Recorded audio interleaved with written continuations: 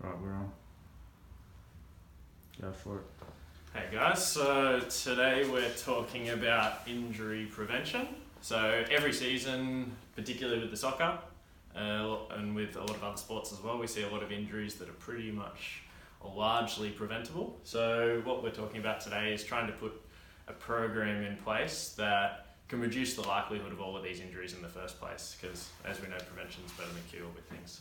Yeah, so Craig and I were talking about making the prevention programs that are out there for, particularly for soccer players or football players, that show really good injury reduction rates just simply by implementing the programs. And we're talking about making this a bit of a non-negotiable part of Shire football. So today Craig's going to run us through FIFA 11 kids, or 11 plus for kids, and tell us a little bit about what the program is and how we can implement it to make sure that, I think from our point of view, is preventing the whole sort of array of factors that come with an injury. So significant injuries that might be psychological factors, financial burden, might be time away from sport, everything that comes with an injury. So FIFA 11 Kids. So basically what FIFA 11 Kids is, it's a scientifically developed program that works on improving the kind of spatial awareness, kids' reaction times, their falling patterns, so that they're less likely to have injuries of multiple kinds. Like you'll find that typically kids from about 14 and under tend to have a different injury profile seen in guys and girls our age, or anyone who's skeletally mature. They tend to have more injuries to the upper limbs because they basically fall on their arms and don't fall as well as they could. But then they also have a lot more bony injury, stress injury, as opposed to kind of your common sprains and strains that you'll see in older populations. So basically what the program is, it's put together by FIFA and their scientists. It's been around for a while. Yeah. The core one, FIFA 11, I think initially has been around for quite a long time. But I think I read a study recently too about the real lack of adoption in even the higher level clubs and EPL and everything that don't apply this methodology or this warm up. The thing that kind of gets, when you look at the injury reduction rates, which we'll go through, even from the top level one, not the kids one, it's stupid of us. It's really kind of negligent of us as well if we don't disseminate this information and get the clubs actually doing it, because it means we reduce people's time off the park. Yeah. And we know that if you've got all your players on the park, you're going to have more of a successful season. But particularly in our industry, it's about preventing the injuries from happening, which seems a little bit counterintuitive for us. But we're more about prevention and making people perform as best as they can, instead of, yes, we still treat injury and injuries will still happen, but it's about preventing and making everyone perform as best they can. Yeah, exactly. And I think Mick Hughes always bangs on about it. It's not just injury prevention or injury reduction, it's performance enhancing as well. So, sorry, I cut you off. No, that's all right. Well, that's it. You've hit the nail on the head. Basically, the injury prevention program is so effective. They've done a big study in European soccer teams, children's teams and everything like that. There was about 4,000 kids aged about 7 to 12. Yeah. And they found by implementing this warm-up routine, which takes about 15-20 minutes, and they found that you need to do it about twice a week to be effective. So that's before you train, before your game.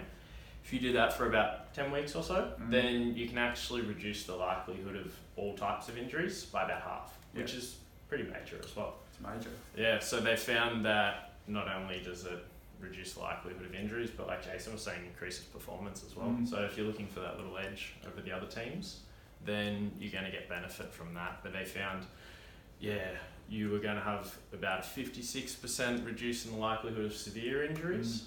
Training injuries were reduced by about 40%, and then match day injuries by about 30% as well. So it's pretty big, the effect, and at the same time, it's quick, it's easy, and it's actually targeted at kids, so it's kind of fun for them as well. We think about it and you've got more of the info on the kids stuff, but if you look at the adults one as well, and the kids one, you think about twice a week for 15 to 20 minutes. So you're investing half an hour to 40 minutes each week. And even for the lower end of the spectrum in terms of injuries. So we know with footballers that the number one kind of injury in the adult sort of footballing population is hamstring injuries. So if you think of a typical hamstring injury, usually with a low grade or a grade 1, grade 2, you're spending at least that 2 to 4, even 6 weeks off the park. And if you've got decent rehabilitation particularly with the hamstring injuries, you've got to spend that time getting to decent eccentric strength. You've got to get back to max speed running. So even just with a simple hamstring injury, you're spending that long off the park, the cost of rehabilitation, the time cost, the productivity cost if you're having to take time off work because we're not professional footballers.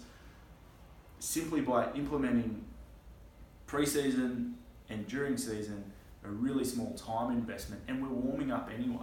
So we should be not forcing, but we should be educating our coaches and our teams, our clubs that, hey, we can reduce the burden of injury, the whole burden of injury, simply by replacing what we're probably doing 2 laps around the oval, whatever it is, with this structured warm-up that takes into account all of these things that we need for performance and injury reduction. I think the big one from a major or a severe kind of knee injury point of view is when you look at the ACLs. The incidence of ACL injuries, particularly in females, is sort of skyrocketed if you look at the data. The participation rate for females, particularly in soccer, is great, and there's so many females playing, but also from non-gender specific, but men and women can suffer the ACL injuries. And you look at that, the cost of surgery, if they end up going for surgery, the time post-op, and then trying to get back to sport, it's a big cost. And we're not saying that you won't have an injury, because they'll still happen, but we know that we can reduce the likelihood of them happening. So it's something that I think we keep trying to push from our end to get the information out there. What else? Anything else there on the FIFA 11 kids? Well, when it comes down to, I suppose, movement patterns and ACL injuries and all of those non-contact injuries as well, it's good that they've got the kids and then they've got the adult FIFA 11 as well, because it sets kind of the baseline or the foundation initially, and then it gives them a bit of a chance to progress from there. And I suppose it's easy to do things right initially than to try to learn them again down the track when people already move in certain ways, and then you've got that increased likelihood of all of those type of injuries as well. So if we recap, run us through those stats again, Craig. So I'm just looking at what we've got down. How effective so there was a study, 4,000 kids? Yeah, 4,000 kids. They're aged 7 to 12. Yep. They're in European soccer teams, and they found that the overall risk reduction of the injuries was 50%. 50%? Yeah, so it's huge.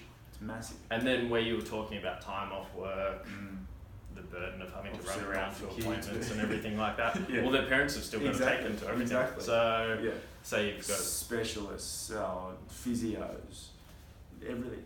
It's so you still factor that in as well. But the likelihood of severe injuries was reduced by about 56%, and then training injuries by about 40%, and then game day injuries by about 30%. So pretty massive. Huge. For 15 to 20 minutes. And like I said, we're warming up anyway. We're kind of, before you're doing your specific training drills or you're doing your game day stuff, we're doing it anyway. So let's bring the evidence in line with what we're doing. And I think